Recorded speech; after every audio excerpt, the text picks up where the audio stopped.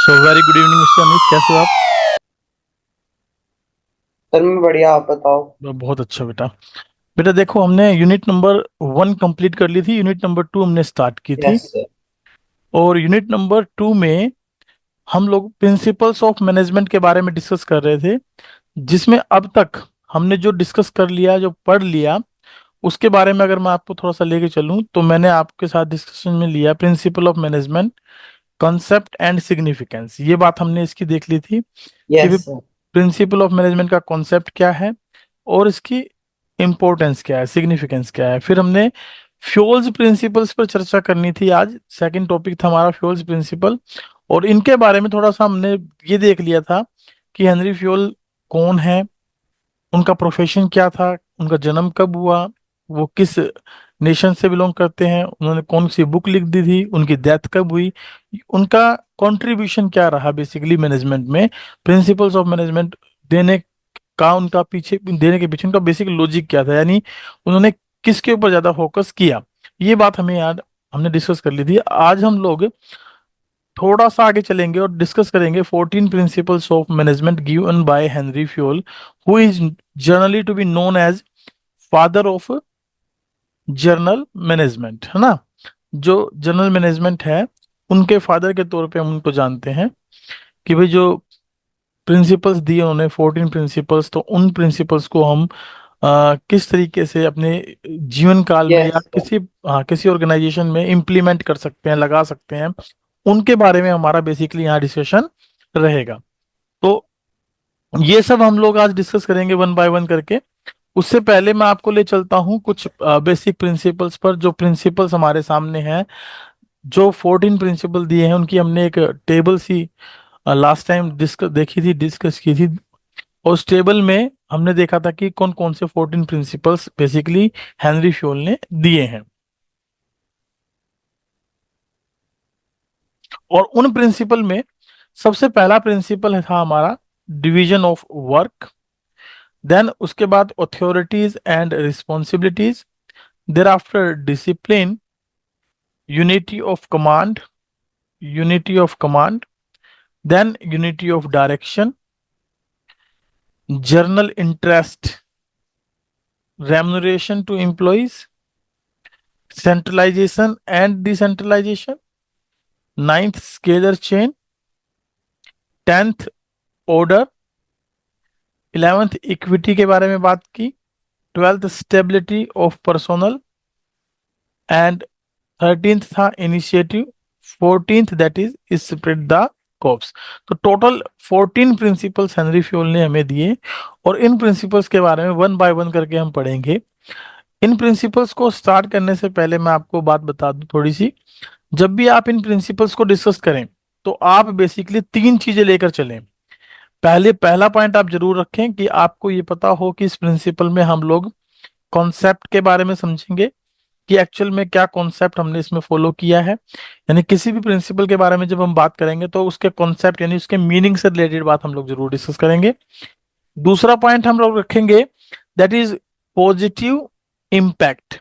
Positive impact कि positive प्रभाव क्या है, उसका पॉजिटिव इम्पैक्ट क्या है। दूसरा हम नेगेटिव, तीसरे नंबर पर हम देखेंगे नेगेटिव इम्पैक्ट।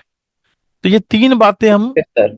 लेके चलेंगे, और कहीं कहीं पर एक पॉइंट हम कॉन्सेप्ट के साथ एग्जाम्पल से रिलेटेड पॉइंट भी देखेंगे, ठीक है ना। एग्जाम्पल का पॉइंट भी देखेंगे कि भाई कोई एग्जाम्पल ऐसा डिस्कस करने की कोशिश करेंगे जिससे कि ये कॉन्सेप्ट हमें क्लियरली समझ में आ जाए। तो जब भी 14 principles, general principles of management आए और किसने दिए, हेनरी फ्योल ने दिए, इनके बारे में एक्सप्लेनेशन दो। वैसे तो ये कभी ऐसे पूछते नहीं है क्वेश्चन की 14 के 14 प्रिंसिपल्स के नाम लिखो, एक्सप्लेन करो।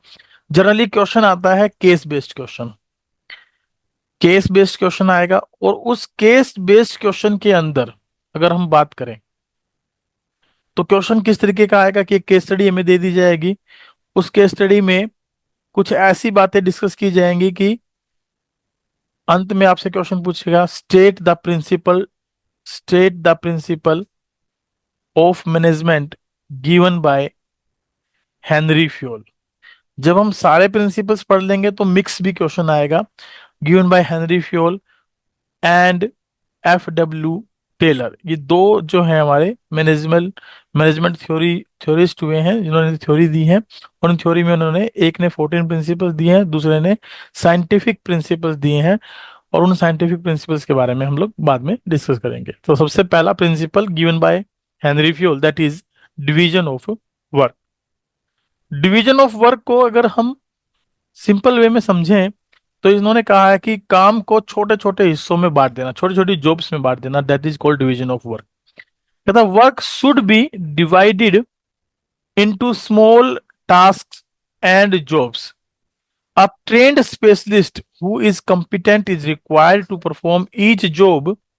Thus, division of work leads to specialization. यहाँ पर ये दो बातें हमारे सामने आई इस पूरे जो डार्क लाइन लिखी है, हाईलाइटेड लाइन है, इसके अंदर अगर हम बात करें तो इसके मीनिंग यानी कॉन्सेप्ट की बात अगर हम करें तो ये कॉन्सेप्ट है सिंपल सा कि what is division of work, that is work should be divided into small task और jobs, that is the concept. ये हमारा एक्चुअल में कॉन्सेप्ट है। और इस कॉन्सेप्ट का जो पॉजिटिव इम्पैक्ट है वो क्या है कि whenever you will do the division of work then it leads to special. Specialisation बिल्कुल, स्पेशलाइजेशन। ये स्पेशलाइजेशन को लीड्स करता है, ये इसका इम्पैक्ट है, ये इसका पॉजिटिव प्रभाव है। अब हेनरी फ्योल क्या कहते हैं डिवीजन ऑफ वर्क के बारे में, आइए देखते हैं। हेनरी फ्योल बताते हैं कि the intent of division of work is to produce more and better work for the same efforts. यानी इसका मेन मोटिव जो है डिवीजन ऑफ वर्क का वो क्या है कि काम को इस तरीके से बांटना कि सेम एफर्ट्स में हमें ज्यादा से ज्यादा प्रोडक्शन मिल सके, बहुत बेटर तरीके से हमारा काम परफॉर्म हो सके। That is the basic concept behind this division of work which is given by Henri Fayol. Henry Fayol ने जो कहा वो क्या कहा कि डिवीजन ऑफ वर्क का सिंपल मतलब है उसको काम को इतने अच्छे तरीके से डिस्ट्रीब्यूट करना, बांटना, डिवाइड करना कि सेम एफर्ट्स अगर हम लगाएं तो उससे हमारा मोर देन प्रोडक्शन हो और बेटर वर्क हमारा क्या हो, परफॉर्म हो। तो स्पेशलाइजेशन क्या है, is the most efficient way to use human resource. क्योंकि इसमें हम बेसिकली जब काम का डिवीजन करते हैं तो that is among the human beings. हम जो डिवीजन ऑफ वर्क करते हैं तो वो किन के बीच में करते हैं, among human beings, human being. है ना। वही तो, उन्हीं को तो हम काम बांटते हैं एज पर देयर इंटरेस्ट।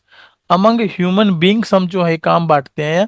तो जो ह्यूमन पावर होती है हमारी, ह्यूमन बींग्स होते हैं, उनका मोस्ट एफिशिएंट वे में यूज करना, इसमें जो स्पेशलाइजेशन है दैट विल लीड्स टू, उस स्पेशलाइजेशन को हम यहाँ पर जो है ना शामिल करते हैं।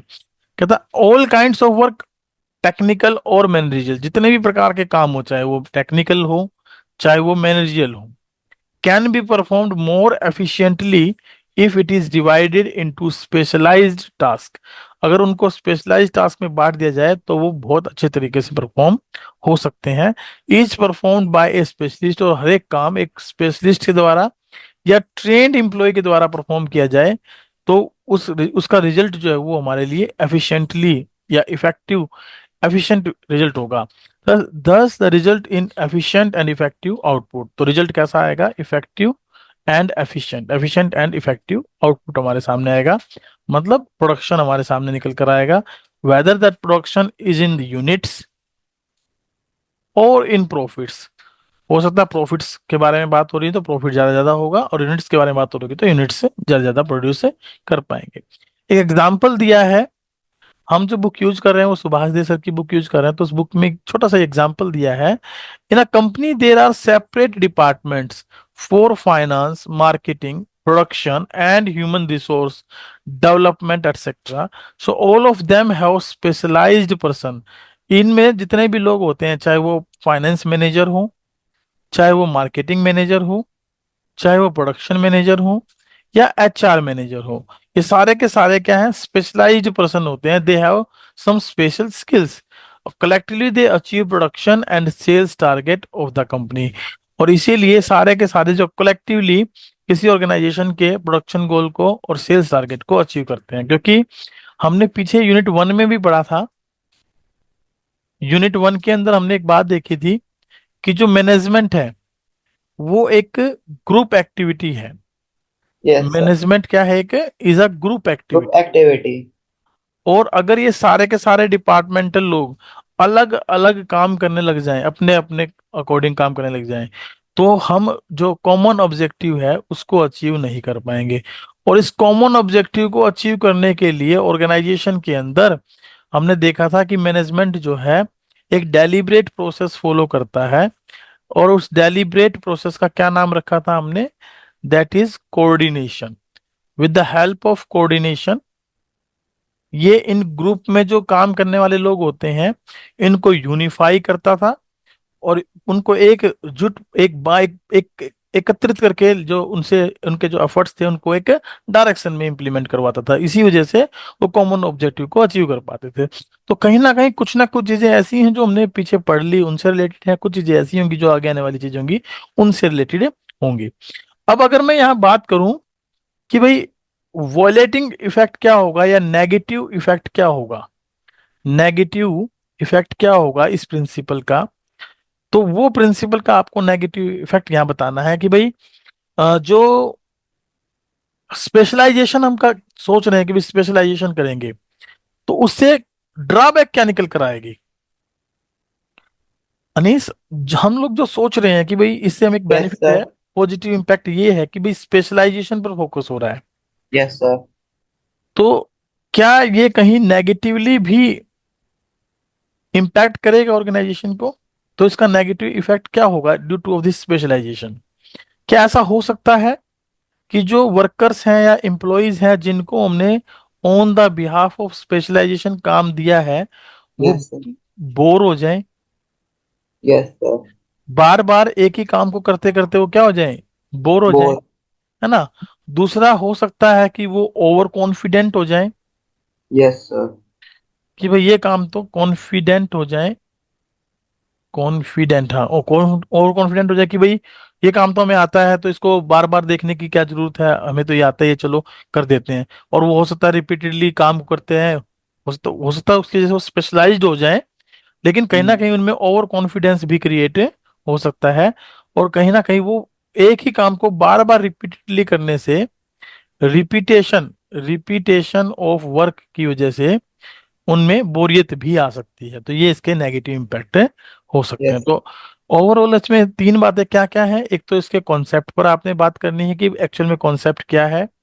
दूसरा आपने ये देखना है कि भाई इसका एक पॉजिटिव इम्पैक्ट क्या रहेगा या पॉजिटिव बेनिफिट क्या है इसका। तीसरा आपने ये देखना है कि भाई नेगेटिव इम्पैक्ट क्या है। और कहीं ना कहीं अगर एग्जाम्पल देने की बारी आए तो आपको एक एग्जाम्पल देके समझाने की कोशिश भी करनी है।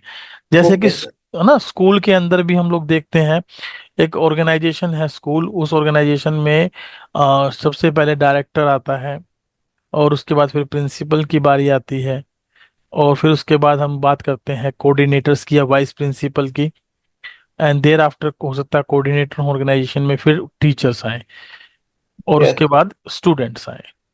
तो ये जो काम है, जैसे डायरेक्टर सर हैं, उन्होंने कहा कि जी प्रिंसिपल को आप अपने स्कूल को मैनेज कैसे करेंगे उसके लिए प्लानिंग कर लीजिए। और उन्होंने अपना काम, कुछ काम वाइस प्रिंसिपल को सौंप दिया, कुछ काम वो कोऑर्डिनेटर के पास चला गया। टीचर को बताया कि आपको क्लास को मैनेज करना है, क्लास में आपने अपना रूटीन जो लेक्चर है वो लेना है और उसको मैनेज करना है। जो टीचर में भी फिर देखेंगे कि एक टीचर इंचार्ज होगा और एक सब्जेक्ट टीचर होगा, और जो टीचर इंचार्ज है वो प्लस सब्जेक्ट टीचर भी हो सकता है। तो इस तरीके से काम को हमने डिस्ट्रीब्यूट कर दिया, क्योंकि वो उस काम को बहुत बखूबी बढ़िया तरीके से परफॉर्म कर पाएंगे, कर रहे है ना? हैं। तो डिवीजन ऑफ वर्क का कहीं ना कहीं हम देखें तो बेनिफिट भी है, और कहीं ना कहीं देखें तो इसका नुकसान भी है, लेकिन ओवरऑल हम इसका एक पॉजिटिव पॉइंट लेके चलते हैं कि it leads to specialisation. Specialisation. ठीक है, ओके सेकंड सर। पॉइंट पे चलते हैं। सेकंड पॉइंट है authority and responsibility. Authority and responsibility क्या होती है? अथॉरिटी, अथॉरिटी का क्या मतलब है, and what do you mean by responsibility? जब हम बात करते हैं अथॉरिटी के बारे में तो सिंपली हम authority means sir right to give command. बिल्कुल, right to give orders, commands, है ना, या power to take decision, you can say that, power to take decisions. अगर कोई डिसीजन लेना है और किसी को हमने अथॉरिटी दे रखी है, then only he can take any decision. या किसी को उसने ऑर्डर देना है, power to give order, power to give order. किसी को अथॉरिटी देंगे तभी वो किसी को ऑर्डर दे पाएगा, ठीक है, या किसी की ओबीडियंस को वो अटेंड कर पाएगा। ओबीडियंस को क्या कर पाएगा, अटेंड कर पाएगा, यानी कि उसके पास अगर अथॉरिटी होगी तो ही लोग उसकी बात को यस मानेंगे। सर। अदरवाइज मान लीजिए एक स्कूल के अंदर मैं एक टीचर हूँ और इकोनॉमिक्स के एक टीचर हैं, बिजनेस स्टडी के एक टीचर हैं, इंग्लिश अकाउंटेंसी के टीचर हैं, तो हो सकता है कि अगर उनमें कोई एचओडी ना हो तो वो तीनों एक दूसरे की बात माने ही ना। अगर उन तीनों में से किसी एक टीचर को हम अपॉइंट कर दिया जाए एचओडी, तो हो सकता है कि बाकी के दो टीचर उनकी बात को फॉलो करें। तो अथॉरिटी अगर मिलती है तो वहां हम डिसीजन ले पाते हैं, वहां हम ऑर्डर दे पाते हैं और दूसरे लोग हमारी बात को मानने के लिए सहमत भी हो पाते हैं। बट ऐसा जरूरी नहीं कि वो हमारी हर बात माने, जो वैलिड होगी, जो एक्सेप्टेबल होगी, हम उसी को एक्सेप्ट करने की कोशिश करते हैं। And what do you mean by responsibility? Responsibility का क्या मतलब होता है? It's sir overall. तो हाँ, मतलब सर जब जब हमारे पास अथॉरिटी होगी तो सर हम उसके लिए रिस्पॉन्सिबल भी होंगे कि ये नहीं हम अपने मिस यूज कर रहे हैं पावर्स का। बिल्कुल बिल्कुल, जो अथॉरिटी होती है उसका प्रॉपर तरीके से यूटिलाइजेशन करने के लिए हमारे पैरों में बेड़ियां बांध दी जाती हैं कि भाई आपके पास जो अथॉरिटी है ना, you will not use in the other sense, या उसको आप गलत यूज ना करें, मिस यूज ना करें, इसलिए आपको अथॉरिटी के साथ रिस्पॉन्सिबिलिटी यानी कि एक लाइबिलिटी भी दे दी जाती है कि भाई इस अथॉरिटी की वजह से अगर किसी प्रकार का कोई भी रिजल्ट निकल कर आया नेगेटिव या पॉजिटिव, तो उसके लिए आप ही रिस्पॉन्सिबल होंगे, चाहे वो नेगेटिव रिजल्ट आए चाहे पॉजिटिव रिजल्ट आए, आप रिस्पॉन्सिबल होंगे। तो ये रिस्पॉन्सिबिलिटी एक्चुअल में क्या है, एक काइंड ऑफ ऑब्लिगेशन है। एक काइंड ऑफ क्या है, ऑब्लिगेशन है। इस ऑब्लिगेशन के तहत हमारे पे जिम्मेदारी आ जाती है कि भाई हमें बेसिकली क्या करना है, कि भाई अथॉरिटी को सही तरीके से यूज करना है ताकि उसकी वजह से कोई नेगेटिव इम्पैक्ट क्रिएट ना हो। Now according to Fayol, Fayol क्या कहते हैं, authority means the right to give orders and obtain obedience।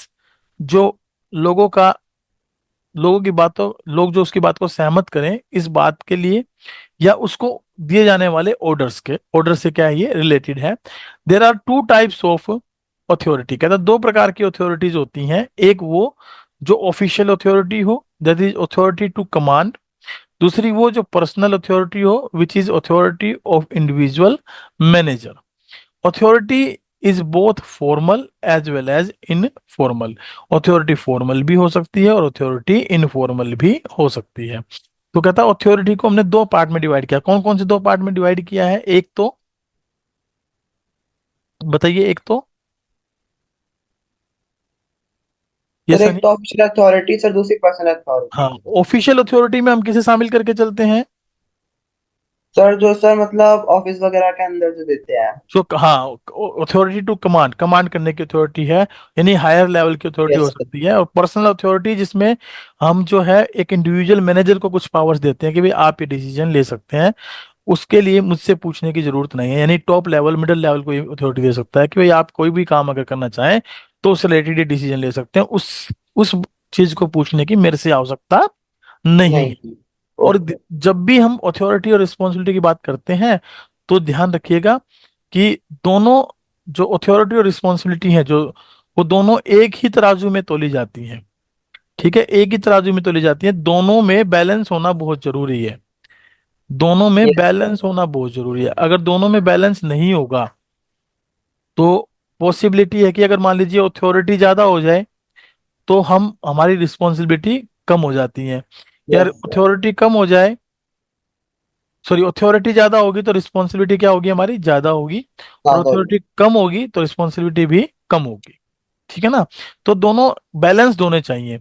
अगर हमने ज्यादा अथॉरिटी दे दी और रिस्पॉन्सिबिलिटी के नाम पे कुछ नहीं रखा उसके लिए, तो मिसयूज हो सकता है। और रिस्पॉन्सिबिलिटी ज्यादा दे दी, अथॉरिटी के नाम पे कुछ नहीं दिया, तो पॉसिबिलिटी है कि वो काम प्रॉपरली परफॉर्म्ड ना हो, नाउ। है ना। यस। तो अथॉरिटी फॉर्मल और इनफॉर्मल दोनों वे में दी जा सकती है। यस। रिस्पॉन्स रिस्पॉन्सिबिलिटी का क्या मतलब है? रिस्पॉन्सिबिलिटी का तो रिस्पॉन्सिबिलिटी मतलब ऑब्लिगेशन बेसिकली। ऑब्लिगेशन सर, मतलब जो हमको अथॉरिटी मिल रही है उसके हाँ, प्रति। Of a subordinate to properly perform the assigned duty. यानी ड्यूटी। एक प्रकार की लाइबिलिटी है ये, ऑब्लिगेशन को हम लाइबिलिटी बोल देते हैं।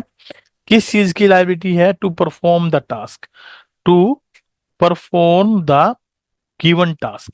जो काम हमें मिला है और जो अथॉरिटी, जो ड्यूटी हमें असाइन की गई है, उस काम को करने के लिए जो अथॉरिटी दी गई है उसके प्रति हमारी जिम्मेदारी, अथॉरिटी जो हमें मिली है उसके प्रति हमारी ऑब्लिगेशन, लाइबिलिटी, क्या बोलते हैं उसको, रिस्पॉन्सिबिलिटी के नाम से जानते हैं। Yes sir. है ना। Manager requires authority commensurate with their responsibility. जब भी मैनेजर को हम अथॉरिटी देते हैं, manager require authority commensurate with their responsibility, तो उसके साथ उसकी रिस्पॉन्सिबिलिटी भी ट्रांसफर करते हैं, वो भी हम उसको साथ साथ असाइन करते हैं। There should be a balance between authority and responsibility. तो इसका मतलब है कि जो अथॉरिटी और रिस्पॉन्सिबिलिटी है उनके बीच में क्या होना चाहिए? एक बैलेंस होना चाहिए। There should be a balance. तो बेसिक जो कंसेप्ट है वो यही है कि हम जहां भी अथॉरिटी एंड रिस्पॉन्सिबिलिटी कॉन्सेप्ट की बात करते हैं, प्रिंसिपल ऑफ मैनेजमेंट की बात करते हैं, तो हम ये बात हमेशा रखेंगे कि there should be a balance between both authority and responsibility. क्योंकि अगर अथॉरिटी कम या ज्यादा होगी तो रिस्पॉन्सिबिलिटी उसी तरीके से अफेक्ट होगी। An organization should build safeguards against abuse of managerial power। किसी भी ऑर्गेनाइजेशन को कुछ रेस्ट्रिक्शंस, सेफ गार्ड्स के तौर पे लगानी चाहिए, ताकि जो अथॉरिटी है उसका मिसयूज ना हो, या वो एक प्रकार से कुछ ये ना हो जाए कि भाई मैनेजरियल पावर जो है एक गाली के तौर पे, गाली का, यहाँ गाली, अब्यूज का मतलब गाली नहीं होगा, लेकिन उसका मतलब है कि वो मिसयूज में ना आ जाए या वो बेकार ना हो जाए, हम ये कहें, तो दोनों ही प्रभाव हो सकते हैं उसके। At the same time a manager should have necessary authority to carry out his responsibility. तो जो मैनेजर है, उस जब उसको हम अथॉरिटी देंगे तो उस वक्त उसकी रिस्पॉन्सिबिलिटी भी उसके साथ कैरी करेगी। तो wherever there will be authority there will be responsibility. And one more concept is along with these two, that is, wherever there is authority there is responsibility, and wherever there is responsibility there will be accountability। वहां पर accountability भी होगी, accountability भी मानी yes जाए। Sir. ऐसा नहीं है कि रिस्पॉन्सिबिलिटी आने के बाद अकाउंटेबिलिटी खत्म हो जाएगी। जैसे मैं कहूं कि एक मिस्टर ए है जो कि सेल्स मैनेजर है। अब इनको एक टारगेट मिला है ऑर्गेनाइजेशन से कि भाई आपको 1000 यूनिट सेल करनी है। अब इस टारगेट को कंप्लीट करने के लिए ये इनके पास दो असिस्टेंट सेल मैनेजर हैं। इन्होंने ये टारगेट इन दोनों में बांट दिया कि 500 यूनिट आपने सेल करनी है और 500 यूनिट आपने सेल करनी है। और इन्होंने अपने वर्क फोर्स, इनके अंडर जो काम कर रहे हैं, उनसे ये सेल्स टारगेट अचीव करने के लिए कहा। अब ए है, एरिया एक जो असिस्टेंट सेल मैनेजर है, उसने तो 500 यूनिट सेल कर दी, 500 यूनिट्स जो है उन्होंने बेच दी, और दूसरे ने 450 यूनिट बेची। तो ओवरऑल टोटल यूनिट्स की सेलिंग कितनी हुई? 950, 950। तो 950 के लिए अब ए जो सेल्स मैनेजर था उसने तो अपनी authority they the mister A को और मिस्टर बी को, जो असिस्टेंट सेल मैनेजर थे, कि भाई आप लोग बेचेंगे। इनको अथॉरिटी दे दी, इनको रिस्पॉन्सिबिलिटी दे दी। लेकिन ये टारगेट अचीव कर पाया, ये टारगेट अचीव नहीं कर पाया जो इनको मिला था। तो ये जो फेल हो गया, ये जो टारगेट को अचीव करने में फेल हो गया, जिसकी वजह से 1000 यूनिट टारगेटेड यूनिट बिक नहीं पाई, सेल नहीं हो पाई, तो ओवरऑल इनके लिए अकाउंटेबल कौन होगा? ओवरऑल इनके लिए अकाउंटेबल कौन होगा? That is mister A, the yes sales manager, sir. है ना। अथॉरिटी उसके पास थी ना। हाँ, अथॉरिटी मेन इसी के पास थी। इन्होंने अपने काम को थोड़ा हल्का करने के लिए इसको डिस्ट्रीब्यूट कर दिया, कोई बात नहीं, लेकिन इन्होंने अपना टारगेट अचीव करने की कोशिश की। तो ये रिस्पॉन्सिबल है केवल इसके लिए कि 500 यूनिट क्यों नहीं बिकी या 500 यूनिट क्यों बिक गई। ये केवल रिस्पॉन्सिबल किसके लिए है? इस सेल्स मैनेजर के लिए। लेकिन ओवरऑल रिस्पॉन्सिबिलिटी किसकी होगी? सेल्स मैनेजर की टूवर्ड्स द ऑर्गेनाइजेशन। वो ऑर्गेनाइजेशन में जिसने उनको टारगेट दिया था वो उसके लिए क्या माने जाएंगे? रिस्पॉन्सिबल माने जाएंगे, अकाउंटेबल माने जाएंगे। तो अथॉरिटी, रिस्पॉन्सिबिलिटी एंड अकाउंटेबिलिटी, कहीं ना कहीं हम जाके इन तीन कंसेप्ट के बारे में आने वाले चैप्टर्स में भी पढ़ेंगे। तो ओवरऑल अब अगर मैं बात करूं तो देखो, तीन बातें हम यहाँ निकाल के लेके आए। पहली बात तो अथॉरिटी एंड रिस्पॉन्सिबिलिटी है क्या, तो ओवरऑल ये दो कंसेप्ट हमने जो पढ़ने हैं इनके बीच में एक बैलेंस होना चाहिए। This will be the main concept, ये हमारा कॉन्सेप्ट रहेगा कि there should be a balance between authority and responsibility, where authority means and where responsibility means. ये बात हम लिखेंगे इसके कॉन्सेप्ट के अंदर। क्लियर है, ये इसका कॉन्सेप्ट बन जाएगा, एक बात कॉन्सेप्ट बन जाएगा। दूसरी बात अगर हम बात करेंगे पॉजिटिव इम्पैक्ट के बारे में, तो पॉजिटिव इम्पैक्ट क्या होगा, क्या अगर किसी इंप्लॉय को आप पावर्स दो, किसी इंप्लॉय को आप अथॉरिटी दो, तो उसके अंदर क्या इम्पैक्ट आएगा, क्या प्रभाव पड़ेगा, बताइए मुझे जरा। उससे क्या इम्पैक्ट पड़ेगा, क्या प्रभाव पड़ेगा, क्या उसके अंदर कॉन्फिडेंस बन जाएगा कि हाँ मेरे पास कुछ पावर्स हैं, यस कॉन्फिडेंस सर। डेवलप हो जाएगा। सर कॉन्फिडेंस, कॉन्फिडेंस भी डेवलप हो जाएगा सर, और सर इंडिपेंडेंट भी हो जाएगा। बिल्कुल मतलब हर छोटे मोटे काम के लिए पूछना नहीं पड़ेगा उसको, अपने बॉस को। बिल्कुल वो इंडिपेंडेंट भी हो जाएगा। हो जाएगा। और अगर सेकेंड हैंड देखें हम, नेगेटिव इम्पैक्ट क्या है, तो अगर किसी को हमने पावर दे दी, अथॉरिटी दे दी, तो हो सकता है कि वो उस पावर का मिसयूज कर ले, यस सर, मिस यूज भी कर सकता है। है ना, मिसयूज हो सकता है, या वो अब्यूज ऑफ मैनेजरियल पावर के तौर पे यूज हो सकती है ना, मैनेजरियल पावर के तौर पे यूज हो सकती है, तो ये इसका नेगेटिव इम्पैक्ट होगा। एग्जाम्पल के तौर पे आप, जैसे मैंने एग्जाम्पल दिया, तो इस तरीके का एग्जाम्पल देके आप अथॉरिटी और रिस्पॉन्सिबिलिटी को क्लियर कर सकते हैं। ठीक है, चलिए एक एग्जाम्पल छोटा सा इसने दिया भी है, आइए डिस्कस कर लेते हैं। Suppose the production manager of A company manufacturing scooter asks his foreman to achieve a target production of 500 scooters per day, but he does not give him the authority to requisition tools and material from stores department।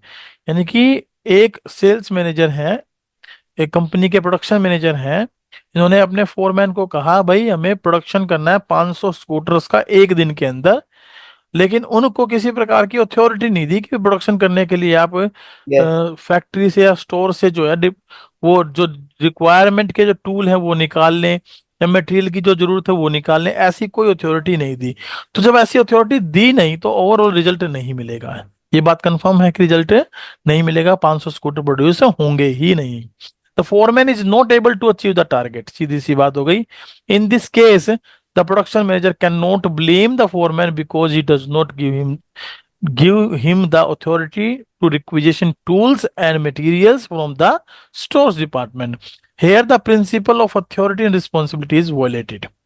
तो ऐसा एक case based question हमसे पूछ सकता है कि ऐसा example देके ये पूछ लेगा कि बताइए यहाँ कौन सा प्रिंसिपल जो है वोलेट हुआ है, तो अथॉरिटी एंड रिस्पॉन्सिबिलिटी प्रिंसिपल यहाँ वोलेट हुआ। When an employee is given responsibility for a job he must also be given the degree of authority necessary to carry it out. तो उसको डिग्री ऑफ अथॉरिटी का मतलब है भाई उस काम को करने के लिए जितनी ताकत उसको चाहिए, जितना अथॉरिटी पावर जो उसको चाहिए, उतनी पावर तो एटलीस्ट उसको जरूर मिलनी चाहिए। अगर उतनी पावर यस उसको सर। नहीं मिली तो क्या होगा उस कंडीशन में, अगर उतनी पावर उसको नहीं मिली तो क्या होगा बताइए। वो सर अगर काम, सर उसको सर सर हाँ अगर हाँ, सर उसको अथॉरिटी नहीं मिलेगी तो सर मतलब वो उस काम को पूरा नहीं कर पाएगा। पूरा नहीं कर पाएगा, है ना। यस चलिए सर। इसमें तो बात हुई अथॉरिटी की। अब सेकंड वाले में एग्जांपल में देखिए जरा, if a sales manager requires to offer a credit period of 60 days to negotiate a deal, यानी किसी डील को करने के लिए उसको उसको जरूरत थी कि वो 60 दिन का उधार क्रेडिट पीरियड प्रोवाइड करे पार्टी को, with a buyer to fetch the company net margin of 25 lakh, and he should not be given power to offer a credit period of 100 days because it is not required। तो हम इसमें कह रहा है कि he should not be given, यानी इसको अगर 60 दिन की पावर की जरूरत है, भाई 60 दिन के क्रेडिट पीरियड की पावर देंगे तो उतनी ही दी जाए, उससे ज्यादा ना दी जाए। If the yes sir. Authority granted is more than responsibility it may lead to misuse of authority. तो उसका गलत यूज कर सकता है। गलत यूज कैसे कर सकता है, मान लीजिए 25 लाख रुपए का मार्जिन मनी देने की बात हुई है बायर से, मतलब तो हो सकता है वो पैसा खुद रख ले और बाकी के 40 दिन उसको अच्छे से यूज करे, ये गलत यूज हो सकता है उसका। Organization should build safeguard against abuse of managerial power, this is the principle of authority and responsibility. So hope से दोनों एग्जांपल आपको क्लियर हो गए होंगे। Yes sir. एक छोटी सी एक हेडलाइन दी है इसके बारे में, एक टॉप टिप जिसे आप बोलते हैं, according to principle authority and responsibility a manager should have the right to punish a subordinate for willfully not obeying a legitimate order, but only after sufficient opportunity have been given to subordinate for presenting his or her case। यानी कि principal of authority and responsibility ये कहता है कि एक manager के पास ये अधिकार होना चाहिए, पावर होनी चाहिए कि भाई अगर कोई उसकी बात को विलफुली मानता नहीं है, इवन तो वो एक प्रकार से ऑर्डर दिया गया है उसको भी उसने फॉलो नहीं किया, तो उस कंडीशन में उस एम्प्लॉय को ऑर्डर ना फॉलो करने के सारे दलीलें देते हुए कि भाई तुमने, तो उसको मौका दिया जाना चाहिए कि बताओ भी तुमने मेरे ऑर्डर को फॉलो क्यों नहीं किया, उसके बाद पुनिश करने का अधिकार है। अदरवाइज ऐसे नहीं कि भाई अथॉरिटी है और बिना मतलब कि हमने उसको पुनिश कर दिया, तो वो मिसयूज हो जाएगा। ठीक है, चलिए नेक्स्ट यस है sir. Discipline. Now what is discipline? Discipline क्या है बताइए? डिसिप्लिन को, डिसिप्लिन मतलब सर किसी भी काम को मतलब एक ऑर्गेनाइज तरीके से करना। हाँ discipline can be you can say that कि भाई इसमें हमें किसी प्रकार के रूल्स फॉलो करने चाहिए, है ना, कोई काम को करने के लिए कोई रूल्स फॉलो करेंगे, या किसी यस सर। प्रोसेस के थ्रू कोई काम होगा तो प्रोसेस के थ्रू उस काम को कंप्लीट करेंगे। अगर किसी प्रकार का कोई डिसिप्लिन हमें क्रिएट करना है तो कहीं हमें पुनिश करने की रिक्वायरमेंट आए तो पुनिश भी कर देना चाहिए ताकि डिसिप्लिन एस्टेब्लिश हो सके, है ना। बोलो अनीस। यस सर सर वो माइक ऑन नहीं हो रहा था। हाँ कोई बात नहीं। So Yes, discipline is the obedience to organizational rules and employment agreement which are necessary for the working of organization. So this is the concept of discipline. ये हमारा कॉन्सेप्ट ऑफ डिसिप्लिन है कि डिसिप्लिन होता क्या है actual में। ये obedience to organizational rules है, यानी ऑर्गेनाइजेशनल रूल्स को फॉलो करना, ओबीडियंस करना, मानना, and employment agreement which are necessary for working of the organization. और जो एम्प्लॉयमेंट एग्रीमेंट है, यानी जिस एम्प्लॉय को आप अपॉइंट करते हैं ऑर्गेनाइजेशन के अंदर, उसके साथ एक एग्रीमेंट फिक्स किया जाता है, तो उस एग्रीमेंट के अकॉर्डिंग काम को परफॉर्म करना। ऐसा नहीं है कि एग्रीमेंट में हमने लिखा कुछ है और हम उसे काम कुछ और करवा रहे हैं, या वो अपनी मर्जी से कोई कुछ भी काम कर पा रहा है, तो वो yes, अगर ऐसा होता है तो वहां इनडिसिप्लिन क्रिएट होगा, डिसिप्लिन क्रिएट नहीं होगा। जैसे कि मान लीजिए मेरी ये क्लास है कॉमर्स की, और उस कॉमर्स की क्लास में मेरी ही सिस्टर जो है मान लीजिए 12th क्लास में पढ़ रही है। अब उस 12th क्लास की जो मेरी जो सिस्टर इसमें पढ़ रही है, वो अगर किसी प्रकार की कोई इनडिसिप्लिनरी एक्टिविटी में इन्वॉल्व होती है और मैं उसको जो ना ये सोच के छोड़ देता हूँ कि ये मेरी बहन है, सिस्टर है, तो उस कंडीशन में क्या होगा कि मैं as per the employment agreement काम नहीं कर रहा हूँ, क्योंकि एम्प्लॉयमेंट एग्रीमेंट में लिखा था यदि किसी प्रकार का कोई भी बच्चा कोई भी इनडिसिप्लिनरी एक्टिविटी परफॉर्म करता है तो that should be bring in the notice to the principal, ताकि उसके अगेंस्ट कार्रवाई की जा सके और उसके पेरेंट्स को बुलाकर उनको yes, लिखित sir. में दिया जा सके कि अगर अगली बार ऐसा हुआ तो हम इसको स्कूल से निकाल दें। तो इस तरीके का एम्प्लॉयमेंट एग्रीमेंट बेसिकली होता है। So according to Fayol, Fayol क्या कहते हैं, discipline requires good superiors at all levels, कहता है अच्छे सुपीरियर होने चाहिए हर एक लेवल पर, क्लियर एंड फेयर एग्रीमेंट्स होने चाहिए, and judicious application of penalties होनी चाहिए, यानी कि जहां जरूरत पड़े न्याय संगत जो है वहां पुनिशमेंट भी होनी चाहिए, ताकि हम डिसिप्लिन क्रिएट कर सकें। अब डिसिप्लिन बनाने के लिए हम कई तरीके की पॉलिसी फॉलो करते हैं, किसी को डराकर डिसिप्लिन क्रिएट करने की कोशिश करते हैं, किसी को समझाकर डिसिप्लिन क्रिएट करने की कोशिश करते हैं, ठीक है, किसी को किसी के पेरेंट्स को बुलाकर हम डिसिप्लिन क्रिएट करने की कोशिश करते हैं, किसी को स्कूल से निकाल कर या किसी ऑर्गेनाइजेशन से उसको रिट्रेंच करके निकाल कर हम डिसिप्लिन क्रिएट करने को, ताकि दूसरे लोग अवेयर हो जाएं, दूसरे लोग समझ जाएं कि हाँ भाई अगर हमने ऐसा कोई काम किया तो हमारे साथ भी ऐसा हो सकता है। एक एग्जाम्पल देने की कोशिश की गई है, देखिए, suppose management and labour union have entered into an agreement whereby workers have agreed, जहां पर वर्कर्स क्या हुए हैं, एग्रीड हुए हैं to work overtime without any additional payment to receive the to revive the company out of losses. मान लीजिए कोई कंपनी लॉसेस में चल रही है और वहां पर एग्रीमेंट हुआ है मैनेजमेंट और लेबर यूनियन के बीच में कि भाई लॉस के केस में हम बिना ओवर टाइम मतलब बिना एडिशनल पेमेंट के ओवर टाइम करेंगे ताकि संस्था लॉस से बाहर आ सके। The management has promised to increase wages when this mission is accomplished, और कंपनी ये प्रॉमिस कर दे रिटर्न में कि भाई जब हम प्रॉफिट्स में आएंगे, जब अच्छी कंडीशन होगी तो हम आपकी वेजेस को बढ़ाएंगे, तो इन दैट कंडीशन वेजेस को बढ़ाना चाहिए और वर्कर्स को बिना एडिशनल पेमेंट के in during during that the tough time of the organization काम करना चाहिए। उनको ये चीजें फॉलो करनी चाहिए। अगर वो इनको फॉलो नहीं करते हैं तो इसका मतलब है वहां पर डिसिप्लिन की कमी है, और अगर वो इनको फॉलो कर रहे हैं तो मतलब वहां पर डिसिप्लिन एग्जिस्ट करता है। तो here discipline would mean that both workers and management honor their commitments without any prejudice towards one another। ठीक है, बिना किसी भेदभाव के एक दूसरे के प्रति उनको अपने जो कमिटमेंट्स हैं उनको क्या करना चाहिए, सम्मान देना चाहिए, मतलब फुलफिल करना चाहिए, ऑनर देना चाहिए। ऐसा ना हो कि कंपनी ने टफ टाइम में तो उनको बिना एडिशनल पेमेंट के उनसे काम ले लिया और जब अच्छे प्रॉफिट कमाने लगी तो उनको मना कर दिया कि हम आपकी सैलरी या वेजेस नहीं बढ़ाएंगे। तो ऐसा बिल्कुल भी नहीं होना चाहिए। हम अगर ये चीजें होती हैं तो वहां पर इनडिसिप्लिन क्रिएट होता है, और अगर ये चीजें नहीं है तो वहां पर डिसिप्लिन क्रिएट होता है। तो ओवरऑल कॉन्सेप्ट में तो हमने इसकी जो डार्क लाइन देखी वो क्या थी, कि ये एक प्रकार का क्या है, ओबीडियंस है, मतलब यस ऑर्गेनाइजेशनल रूल्स को फॉलो करना है, एम्प्लॉयमेंट एग्रीमेंट को फॉलो करना है ताकि ऑर्गेनाइजेशनल वर्क प्रॉपरली हो सके। तो इसको हम इसके कॉन्सेप्ट के तौर पे डालते हैं।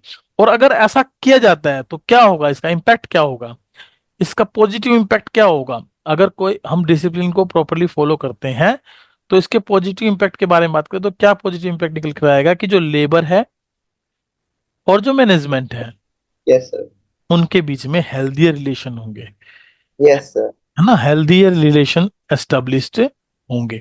और हेल्दियर रिलेशन होंगे तो वो जो लेबर है वो एज एन ऑर्गेनाइजेशन को अपना अपना समझकर काम करेगी और फुल एफर्ट्स के साथ काम करेगी, क्योंकि उनको पता है कि जो मैनेजमेंट है वो उनके कमिटमेंट्स को, अपने कमिटमेंट्स को फुलफिल करती है।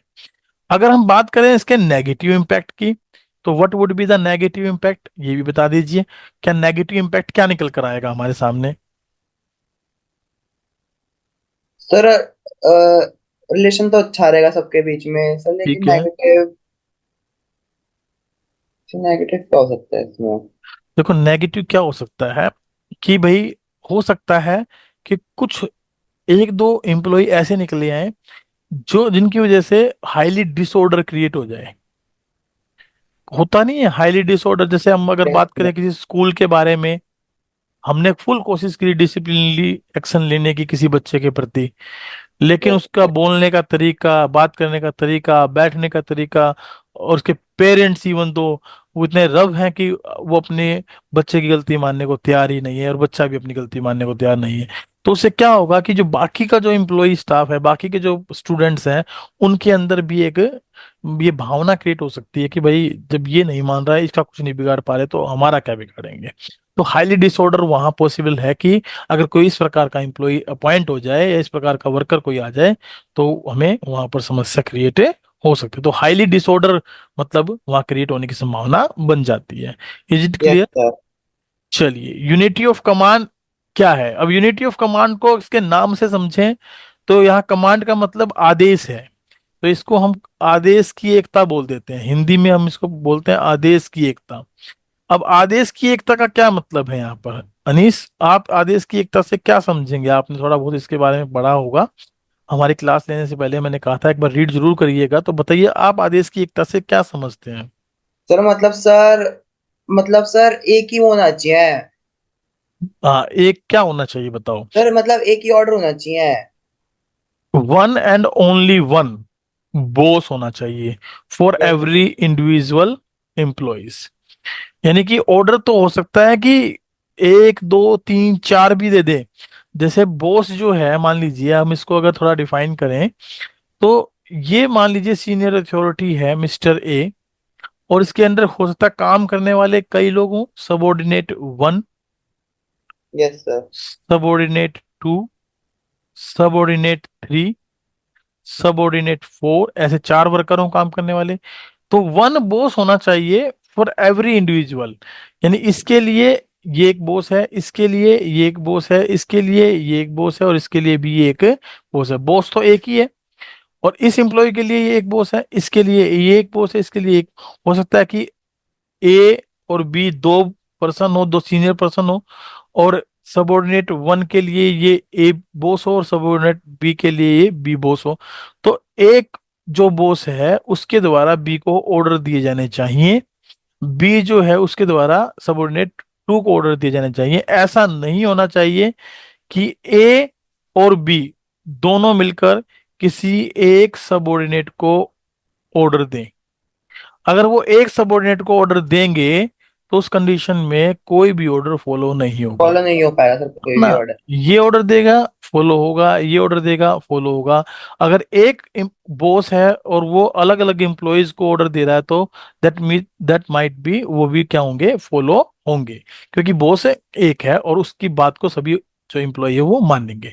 तो ओवरऑल जो कंसेप्ट है वो यही है यूनिटी ऑफ कमांड का। ये कॉन्सेप्ट में काउंट हो जाएगा हमारा, that is there should be, as per fuel as well, there should be one and only one boss for every individual, so that dual subordination should be avoided।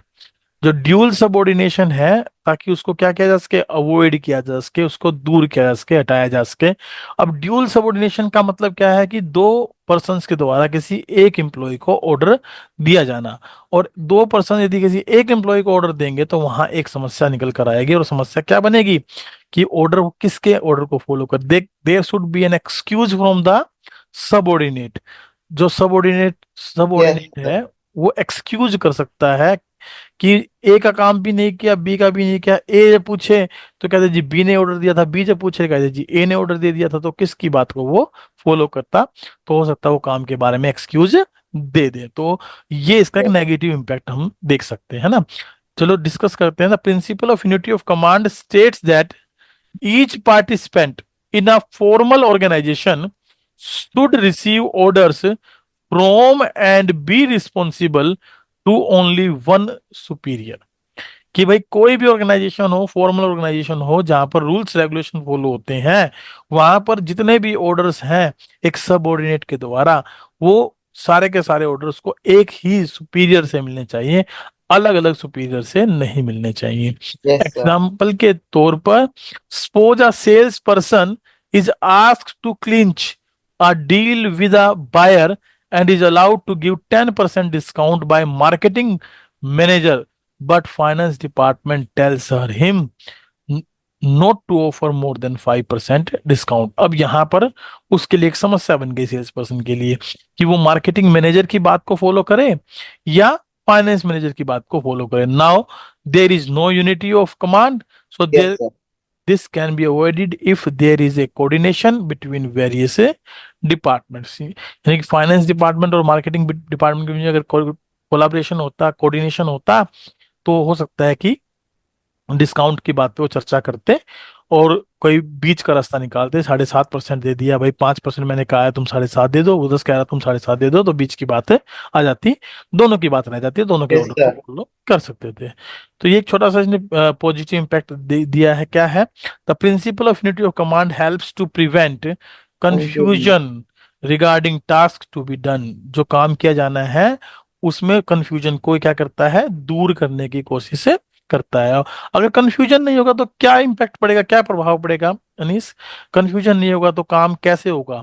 हम ये भी कह सकते हैं कंफ्यूजन क्रिएट नहीं होगा, दूसरा वर्क जो है वो एफिशिएंटली कंप्लीट होगा, ऑन यस। टाइम, है ना, ऑन टाइम कंप्लीट होगा, एफिशिएंसी बढ़ेगी एक वर्कर की। और नेगेटिव इम्पैक्ट तो हमने देख लिया, क्या था नेगेटिव इम्पैक्ट इसका बेसिकली, दैट इज कि भाई अगर हमने ऑर्डर एक से ज्यादा बॉस के द्वारा किसी एम्प्लॉय को मिलते हैं तो वहां पर तो हो सर वो सकता है काम ही नहीं हो पाया काम कंप्लीट। नहीं होगा, है ना। जो अथॉरिटी है वो उसको हल्के में ले जाए कि भाई ये तो दोनों पागल ही हैं जो ऑर्डर मुझे दे रहे हैं, ना उसका काम करता हूँ ना उसका काम करता हूँ, अपने आप बाद में एक्सक्यूज कर दूंगा। तो अथॉरिटी क्या हो जाएगी, अंडरमाइंड। अथॉरिटी क्या हो जाएगी, undermined. And discipline is in Jio party, discipline is in Jio party, यानी कि जो डिसिप्लिन है वो क्या हो जाएगा, वो अ, बाहर हो जाएगा, मतलब आप पे, मतलब वो खत्म ही हो जाएगा एक प्रकार से। Order is disturbed and stability is threatened, और जो स्टेबिलिटी है वो क्या हो जाएगी, थ्रेटेंड हो जाएगी। So principle of unity of command resembles military organisation. तो इसमें जो यूनिटी ऑफ कमांड है वो एक प्रकार से किसको रिजेंबल करता है, मिलिट्री ऑर्गेनाइजेशन, क्योंकि मिलिट्री के अंदर क्या होता है कि भाई लेवल्स वाइज काम होता है, top level, middle level, lower level, यानी रैंक वाइज काम होता है। टॉप रैंक, मिडल जो से कम लोअर रैंक है, फिर जो से लोअर रैंक है, फिर जो से लोअर रैंक है। इस तरीके से ऑर्डर पास होते हैं। ऐसा कभी नहीं होता कि जो सबसे लोअर में है उसको टॉप अथॉरिटी आके कोई ऑर्डर पास करेगी। उसको ठीक उससे हायर अथॉरिटी ऑर्डर देगी, और उसके हायर अथॉरिटी को जो ऑर्डर मिलेगा उससे हायर अथॉरिटी को मिलेगा। तो यानी कि वो एक प्रकार से टॉप, मिडल और लोअर लेवल, यानी कि इस तरीके से वर्किंग में आते हैं। ऑर्डर ऐसे पास होते हैं, सुजेशन से ऐसे जाते हैं मिलिट्री ऑर्गेनाइजेशन सर। में। ठीक है, चलिए एक और पढ़ लेते हैं और उसके बाद क्लास को वाइंड अप करेंगे। That is unity of direction. Total 14 principle थे। तो तो कल लैपटॉप की सर बैटरी खत्म होने वाली है। कोई नहीं, एक ये एग्जांपल जल्दी से हम कंप्लीट कर लेंगे, कोई दिक्कत नहीं है। ठीक है, और जरा एक बार देख लेते हैं कितना एक बड़ा है, नहीं तो फिर इसको रोक भी सकते। चलो इसको रोक लेते हैं थोड़ा सा, क्योंकि इसमें डिफरेंस भी है हमारे पास। चलो कोई बात नहीं। हमने चार जो है basically principles of Henry Fayol discuss किए हैं। एक बार मुझे उन चारों के नाम बता दो कि कौन कौन से प्रिंसिपल आपने डिस्कस किए हैं। फर्स्ट कौन सा था, सेकंड कौन सा था, थर्ड कौन सा था, और फोर्थ कौन सा डिस्कस किया हमने। सबसे आखिरी में जो डिस्कस किया उसका नाम क्या है बताइए जरा। तो unity of command. Unity of command.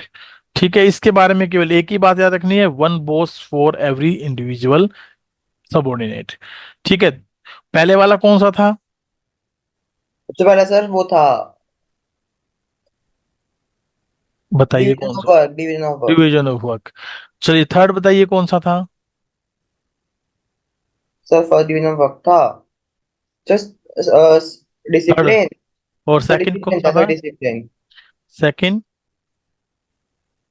Authority and. Authority and responsibility. चलो ये चार वर्ड देख लो, डी, ए, डी, यू, दा, दू। ठीक है, दादू।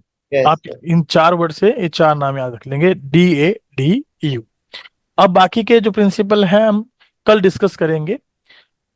Principle number okay fifth, sir. Sixth, seventh, eighth और नाइन्थ, पांच प्रिंसिपल हम कल डिस्कस करेंगे, ताकि पांच जो प्रिंसिपल बच जाएं, tenth, eleventh, twelfth, thirteenth, fourteenth, वो नेक्स्ट क्लास में डिस्कस किए जा सके। ठीक है, तो दो क्लास और रखेंगे, एक कल के लिए और एक उससे नेक्स्ट डे के लिए, ताकि ये 14 प्रिंसिपल्स हमारे कंप्लीट हो जाएं। और जैसे ही 14 प्रिंसिपल हमारे कंप्लीट होंगे, तो उसके बाद हमारे पास निकल कर क्या आएगा?